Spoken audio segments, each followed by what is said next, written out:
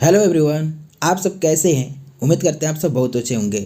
चलिए बात कर लेते हैं महत्वपूर्ण टॉपिक जहां से सीटेट के पेपर में निश्चित रूप से क्वेश्चन देखने को मिलेगी। एनसीएफ 2005 नेशनल करिकुलम फ्रेमवर्क, यहाँ से निश्चित रूप से क्वेश्चन आपको देखने को मिलेगी। जी हाँ, मेरे साथ बने रहने के लिए मेरे चैनल को सब्सक्राइब करो, बेल आइकन को पुश कर दे ताकि कोई भी वीडियो आप तक पहुंच सके। आइए जिस बिंदु पर बात करने जा रहा हूँ वो बिंदु आप सबको देख ही पा रहे हैं, क्या है? एनसीएफ 2005 यानी जिसको कहते हैं नेशनल करिकुलम फ्रेमवर्क, ठीक है ना। 2005 राष्ट्रीय परिचर्या 2005, ठीक है ना। ये होता है क्या? इसका मूल मंत्र क्या होता है? मूल सूत्र क्या होता है? इसको कहते हैं बिना भार का अधिगम, यानी क्या होता है? Learning without burden. यहाँ पर देख ही पा रहे हैं, ठीक है ना। सूत्र बिना भार का अधिगम यानी लर्निंग विदाउट बर्डन। आइए इससे क्या होता है तात्पर्य? ये एनसीएफ है क्या? एनसीएफ एक क्या है ना, ऐसा प्रणाली या ढांचा है जिसके माध्यम से क्या है ना, बच्चे को अंदर शिक्षा बोझमुक्त दी जाती है, ठीक है ना। मैंने क्या कहा, सुन पाए आप? चलिए, मतलब कि एनसीएफ एक ऐसा प्रणाली है, ऐसा व्यवस्था है, ऐसा क्या ना दस्तावेज है जिसके माध्यम से बच्चे के अंदर शिक्षा बोझमुक्त दी जाती है, ठीक है ना। यहाँ तक कोई दिक्कत? और देखिए, सबसे पहले देख लेते हैं शिक्षा नीति भारत में कब आया, यानी भारत में कब आया शिक्षा नीति। आइए, सबसे प्रथम जो है ना भारत में 1968 में आया। कब आया? 1968 में। तो यहाँ पर देख पा रहे हैं, ठीक है ना। और आने के बाद में कुछ खास प्रकार से जो है ना बदलाव नहीं हो पाया, ठीक है ना। यहाँ तक तो अब देखिए कोई दिक्कत नहीं है। चलिए, उसके बाद में क्या आया? दूसरी बार में कब आया? 1986 में आया। कब आया? 1986 में, ठीक है ना। तो 1986 में आने के मतलब दो उद्देश्य को लेकर आया, दो सिफारिश लेकर आया। वो क्या था? प्रथम बात है यहाँ पे कि प्राथमिक स्कूलों के जो है ना लिए ऑपरेशन ब्लैक बोर्ड अधिगम चलाया जाए, यानी प्राथमिक जो विद्यालय है उसमें क्या चलाया जाए, यानी ब्लैक बोर्ड अधिगम जो है ना चलाया जाए, यानी शिक्षा प्रणाली, ठीक है। इससे क्या हुआ? आप देखे होंगे सरकारी स्कूल में बहुत सारे दीवारों को फोड़ फाड़ के क्या बना दिया गया? ब्लैक बोर्ड बना दिया गया। और उस पर क्या है ना, पेंसिल या चौक के माध्यम से शिक्षा शुरू हो गई, ठीक है ना। वहां तो ठीक था, लेकिन कुछ खास बदलाव ही नहीं हुआ। दूसरा सिफारिश क्या था उसका, ठीक है ना। दूसरा सिफारिश था दूरस्थ शिक्षा का प्रचार, ठीक है ना। यानी जैसे कि दूरस्थ शिक्षा क्या है, जैसे कि इंदिरा गांधी खुला विश्वविद्यालय है या युगनों कह सकते हैं, ठीक है ना। इसका प्रचार हो, ठीक है ना। आगे देखिए क्या होता है। तीसरा जो है ना क्या नीति क्या था? तीसरा, इसके बाद भी कोई बदलाव नहीं होता है तो तीसरा नीति है। तीसरा नीति में हुआ क्या, देखिएगा यहाँ पर 1987 के ना आचार्य राम मूर्ति के जो है ना अध्यक्षता में एक कमेटी बैठी। और कमेटी बैठने के बाद में क्या हुआ कि इसमें देखिए क्या होता है। इसमें क्या है ना, दो प्रकार से ये भी सिफारिश लेकर आया है। क्या उद्देश्य दो प्रकार के क्या था? प्रथम था क्या, सेवा से पूर्व प्रशिक्षण दिया जाए, यानी वैसे टीचर वैसे जो है ना जो स्कूल में जा रहे हैं पढ़ाने, उनको क्या ना सबसे प्रथम प्रशिक्षण देकर जाए, भेजा जाए, ताकि क्या ना वह बच्चे को ऑब्जर्व कर सके, अवलोकन कर सके। यानी हो सके कि बच्चा बहुत जानकार है, टीचर बहुत सारा चीज जानते हैं, लेकिन बच्चे को देने में क्या ना सक्षम नहीं है। तो उससे पहले क्या है ना, सबसे पहले प्रशिक्षण जरूरी है, ठीक है। दूसरा क्या सिफारिश था? उच्च शिक्षण संस्थानों की स्थापना की जाए। उच्च शिक्षण संस्थान जो भी है रहे तो बच्चा पढ़ने वाला होगा तो वो अपने आप वहाँ का जो है ना पहुँच तक करेगा, ठीक है ना, वहाँ तक पहुँच पाएगा, ठीक है।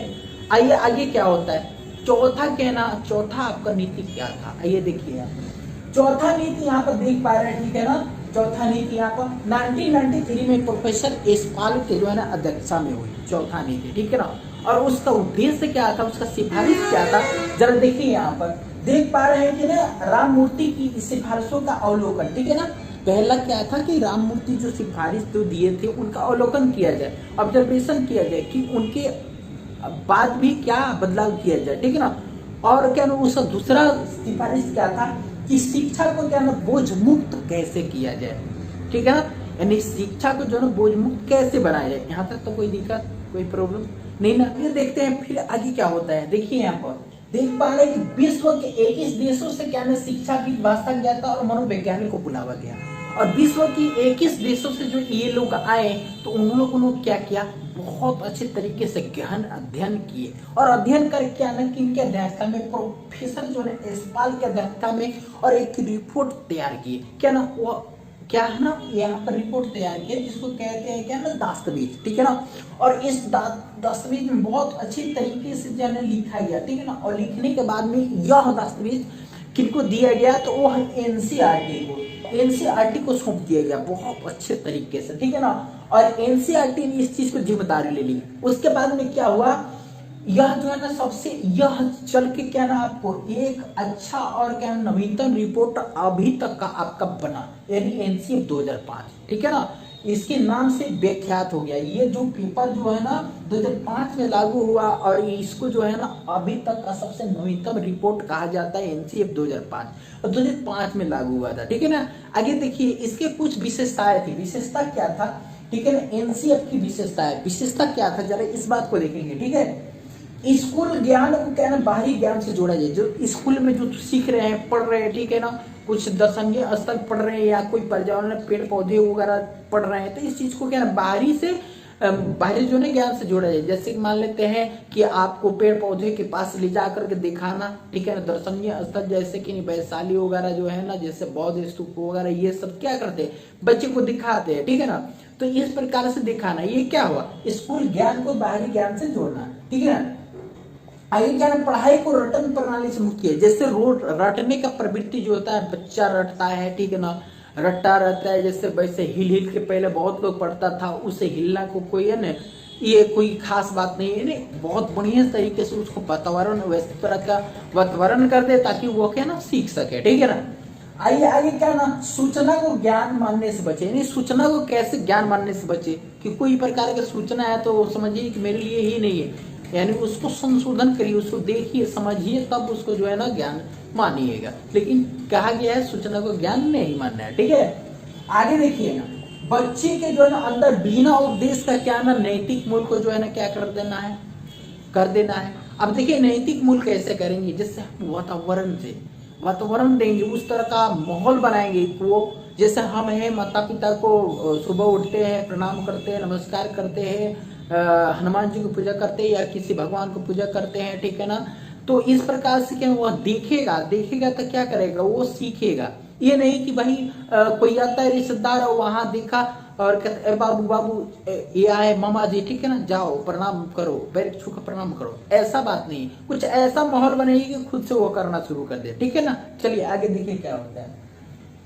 यहाँ पर शिक्षण सूत्र का जो है अधिक जो है प्रयोग हो। जैसे अधिक प्रयोग कैसे, जैसे ज्ञात से अज्ञात, मूर्त से अमूर्त।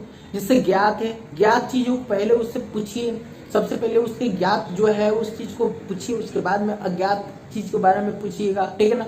सबसे पहले किस चीज को दिखाइए मूर्त में, और मूर्त दिखाकर उसको जो है उसके बाद में अमूर्त को पूछिएगा तो वह बता सकता है, हो सकता है, तो ठीक है ना। इससे पहले सबसे पहले मूर्त, जैसे कि पेंसिल है, कलम है, क्या इस प्रकार से और सी चीजें होता है जो आपको लिख सकते हैं, तो बच्चा जानेगा, वो कहेगा पेंसिल कलम, ठीक है ना, उस प्रकार से हम लिख सकते हैं, ठीक है ना। स्केच है जिसको प्रकार से कलर कर सकते हैं, इस प्रकार से कुछ बता सकता है, ठीक है ना।